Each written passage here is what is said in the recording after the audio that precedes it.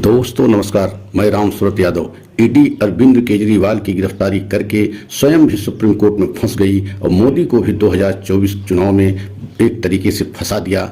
आज हम 2-3 ऐसे कारणों पर खुलासा करेंगे जिसकी वजह से प्रधानमंत्री मोदी की और पूरी बीजेपी के लिए 2024 चुनाव में तीसरी बार वापसी करना लगभग कठिन दिखाई दे रहा है। और आपने यह भी देखा है कि चुनाव के पहले मतलब फरवरी तक बीजेपी सरकार की स्थिति बहुत मजबूत दिखाई दे रही थी, लेकिन फरवरी के बाद ऐसा क्या हुआ जिसकी वजह से बीजेपी सरकार एकदम बैकफुट पे चली गई और प्रधानमंत्री मोदी और बीजेपी की लोकप्रियता में बहुत गिरावट देखी गई। और अब इस समय चुनाव चल रहा है। इस चुनाव में तो ऐसा नहीं लग रहा है कि प्रधानमंत्री मोदी जी तीसरी बार वापसी करेंगे। और 2-3 कारण क्या हो सकते हैं, आज हम उन्हीं 2-3 कारणों पर पूरा खुलासा करेंगे जिसकी वजह से प्रधानमंत्री मोदी का 2024 का चुनाव फंस गया है और वापसी करना अब बिल्कुल असंभव दिखाई दे रहा है। तो अगर आप हमारे चैनल पर पहली बार हैं तो चैनल को लाइक सब्सक्राइब जरूर कर लें, वीडियो को अंत तक देखें, तभी आपके पूरा समझ में सच आएगा।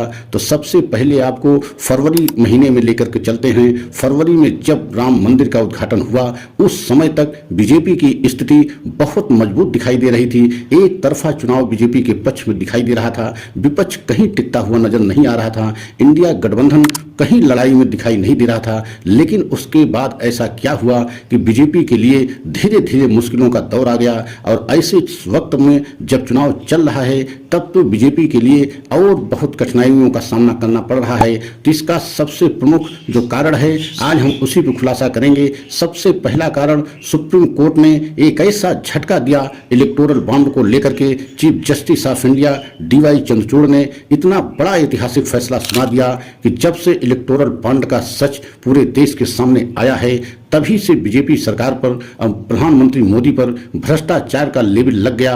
और विपक्ष के लिए यह बहुत बड़ा मुद्दा मिला और इसी को लेकर के विपक्ष ने बीजेपी पर हमला किया, मोदी पर हमला किया। और आज उसका असर ये दिख रहा है कि प्रधानमंत्री के कार्यकाल में भी बहुत बड़ा भ्रष्टाचार हुआ। एक तरीके से चंदा लेना और उसके बदले में धंधा देना, मतलब उद्योगपतियों ने मन माफिक बीजेपी सरकार को चंदा दिया और उसके बदले में अपने मन माफिक हिसाब से धंधा लिया।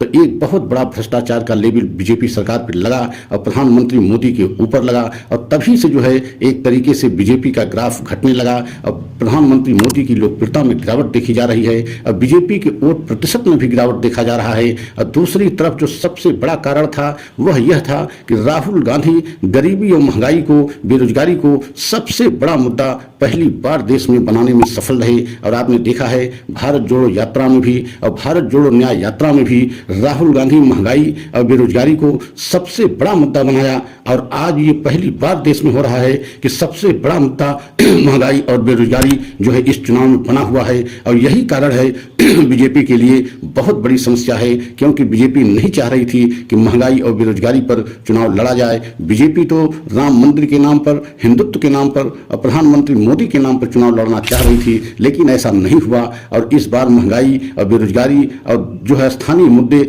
इस बार के चुनाव में हावी हैं और यही कारण है बीजेपी को बहुत बड़ी मुश्किलों का सामना करना पड़ रहा है। और तीसरा जो सबसे प्रमुख कारण है वह है ईडी के द्वारा जिस तरीके से 10 वर्ष मनमानी तरीके से ईडी CBI ने विपक्ष के नेताओं को टारगेट किया, विपक्ष के नेताओं को जेल भेजा।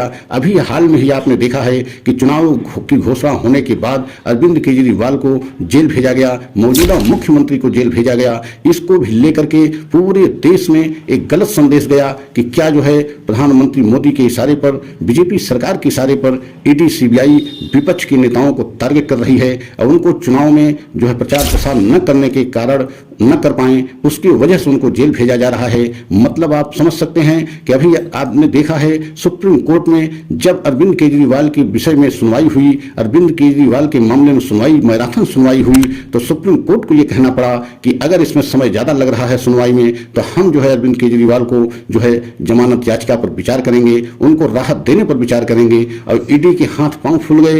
ईडी की तरफ से पेश वकील ने स्पष्ट तौर से कहा कि हम इनकी जमानत का विरोध करेंगे, लेकिन लेकिन जो है सुप्रीम कोर्ट ने स्पष्ट संकेत दे दिया और 7 मई को पूरी तैयारी करके आने के लिए ईडी के वकील को कहा और अरविंद केजरीवाल के वकील को भी सुप्रीम कोर्ट ने कहा कि हम जो है 7 मई को पूरी तरीके से जमानत पर सुनवाई करेंगे, आप दोनों लोग तैयारी के साथ आइए। तो आप समझ सकते हैं कि जो है सुप्रीम कोर्ट भी चाह रहा है कि ऐसे समय में अरविंद केजरीवाल को जो है जेल भेजा गया है जब देश में चुनाव चल रहा है। अगर चुनाव समाप्त हो गया तो इसका मतलब ही क्या हुआ? यही कारण है कि अब पूरी तरीके से जो है आम आदमी पार्टी को उम्मीद है कि 7 मई को अरविंद केजरीवाल की जमानत हो जाएगी और जो है बाहर आ जाएंगे। तो इसका भी बहुत बड़ा जो है असर पूरे देश में पड़ रहा है कि ईडी सीबीआई सिर्फ विपक्ष के नेताओं को ही जेल 10 वर्ष में क्यों भेजा, विपक्ष के नेताओं को ही टारगेट क्यों किया। तो आप समझ सकते हैं कि अब बीजेपी के लिए वापसी करना बहुत बड़ा मुश्किल दिखाई दे रहा है। अगर हमारा यह वीडियो अच्छा लगा हो तो लाइक सब्सक्राइब करें, कमेंट के द्वारा अपनी राय दें। अगला वीडियो पुनः लेकर के आएंगे। जय हिंद, जय भारत।